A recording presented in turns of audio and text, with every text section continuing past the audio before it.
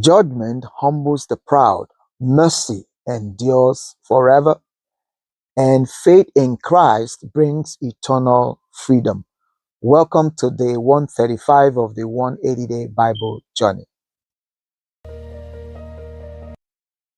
Today we are reminded that God's justice is perfect, His mercy everlasting, and His grace sufficient for every believer who walks by faith. Today we look at Isaiah chapter 20.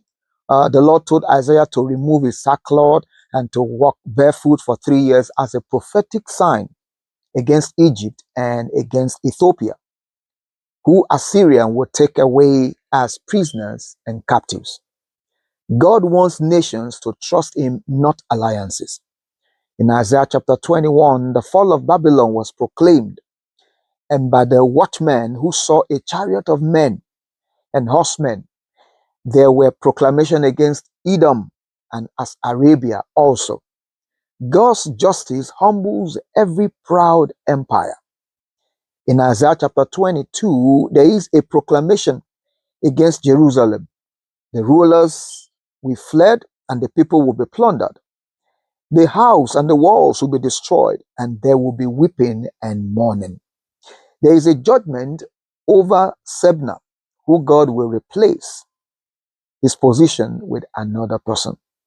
God appoints faithful leadership to restore order.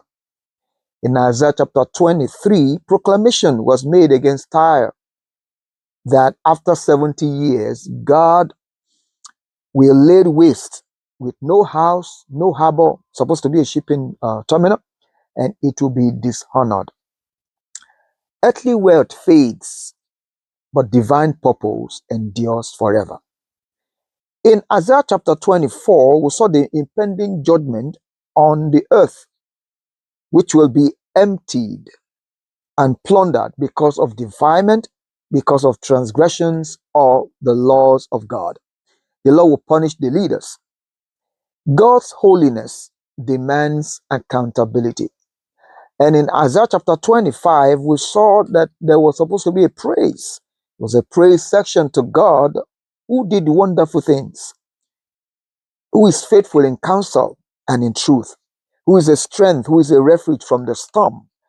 And God is going to wipe away tears from all faces and remove every veil and every covering. Victory over death belongs to the Lord.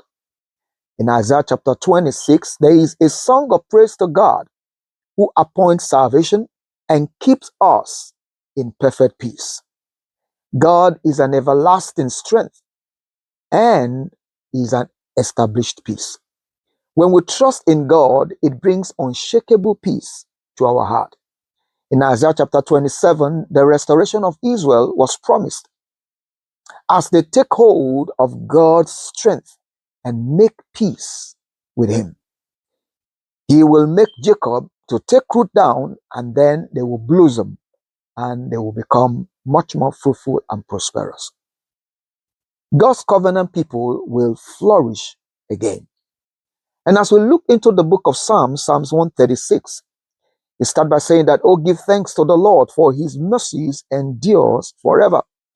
His wisdom made the heavens and the earth and the stars. He delivered Israel from Egypt and led them through the wilderness. He overthrew kings and kingdoms, and He defeated their enemies." It's a wonderful praise that celebrate God's everlasting mercy on His covenant people. In the New Testament, we'll start the book of Galatians today, and in Galatians chapter 1, Paul described Jesus as a deliverer from evil in this present world. He was surprised that people, the Galatians, are letting go of the gospel, the truth of the gospel, which is the revelation of Jesus. Paul later talked about his conversion and his testimony in the gospel and his apostolic calling. The gospel of grace is divine, it's not human. In Galatians chapter 2, Apostle Paul talked about defending the gospel in Jerusalem and the gospel of the Gentiles, which has been committed to him just like the gospel of the Jews and the Hebrews has been committed to Apostle Peter. But he later confronted Apostle Peter for not walking according to the truth in the gospel.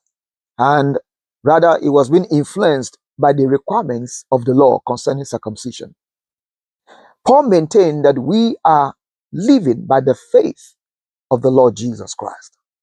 You see, faith in Christ is what brings true freedom, not our dependency on the laws of do's and don'ts. And that brings us to our memory verse today in Galatians chapter 2, verse 20.